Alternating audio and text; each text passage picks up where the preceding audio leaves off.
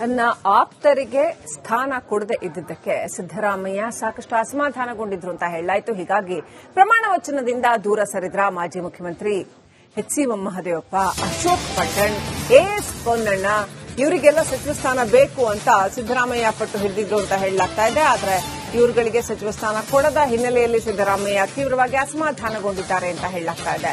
ಇದರ ಜೊತೆಗೆ ಕುರುಬ ಕೋಟದಡಿಯಲ್ಲಿ ಬಸವರಾಜ ಶಿವಣ್ಣನವರಿಗೆ ಸ್ಥಾನ ಬೇಕು ಅಂತ ಸಿದ್ದರಾಮಯ್ಯ ಹೇಳಿದ್ರು ಅಂತ ಹೇಳಲಾಗ್ತಾ ಇದೆ. ಆದರೆ ಅವರಿಗೆ ಸಿಗಲಿಲ್ಲ.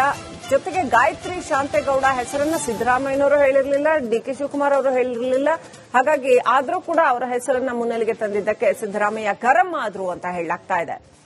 ಇದೆಲ್ಲ ನೋಡಿ ಸಿದ್ದರಾಮಯ್ಯ ಇಷ್ಟೊಂದು ಅಸಮಾಧಾನಗೊಂಡಿರೋದನ್ನ ನೋಡಿ ಡಿಕೆ ಶಿವಕುಮಾರ್ ಅವರು ಕೂಡ ನಿನ್ನೆ ಪ್ರಮಾಣ ವಚನಕ್ಕೆ ಸಿದ್ದರಾಮಯ್ಯ ಅವರನ್ನ ಆಹ್ವಾನಿಸಲಿಲ್ವಾ ಹಾಗಂತ ಸಾಕಷ್ಟು ಸುದ್ದಿ ಓಡಾಡ್ತಾ ಇದೆ. ಆದರೆ ಡಿಕೆ ಶಿವಕುಮಾರ್ ಅವರು ಕರೆ ಮಾಡಿ ಪ್ರಮಾಣ ವಚನಕ್ಕೂ ಕರೆಯಲಿಲ್ಲ, ಇಷ್ಟೊಂದು ಕೋಪ ಮಾಡ್ಕೊಂಡ್ಬಿಟ್ಟಿದ್ದಾರೆ ಅವರು ಅಂತ. ಹಾಗಾಗಿ ಪ್ರಮಾಣ ವಚನಕ್ಕೆ ಒಟ್ಟಿನಲ್ಲಿ ಸಿದ್ದರಾಮಯ್ಯ ಗೈರಾದ್ರು. ಆ ಮೂಲಕ ತಮ್ಮ ಆಕ್ರೋಶವನ್ನ ವ್ಯಕ್ತಪಡಿಸಿದ್ರು. ಹೈಕಮಾಂಡ್ಗೆ ಆಕ್ರೋಶವನ್ನ ತಮಗೆ ಇಷ್ಟು ಕೋಪ ಬಂದಿದೆ ಅನ್ನುವಂತಹ ಒಂದು ಅಸಮಾಧಾನವನ್ನ ತೋರ್ಪಡಿಸಿಕೊಂಡಿದ್ದಾರೆ.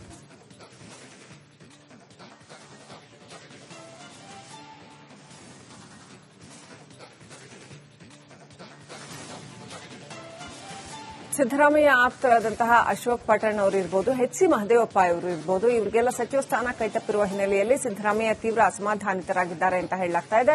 ಅಷ್ಟೇ ಅಲ್ಲದೆ ಕುರುಬ ಕೋಟಾದಲ್ಲೂ ಕೂಡ ತಾವು ಹೇಳಿದ ಅಭ್ಯರ್ಥಿಗೆ ಸ್ಥಾನ ಕೊಟ್ಟಿಲ್ಲ ಅನ್ನುವಂಥದ್ದಕ್ಕೂ ಕೂಡ ಸಿದ್ದರಾಮಯ್ಯ ತುಂಬಾ ಅಸಮಾಧಾನಿತರಾಗಿದ್ದಾರೆ ಅಂತ ಹೇಳಲಾಗ್ತಾ ಇದೆ.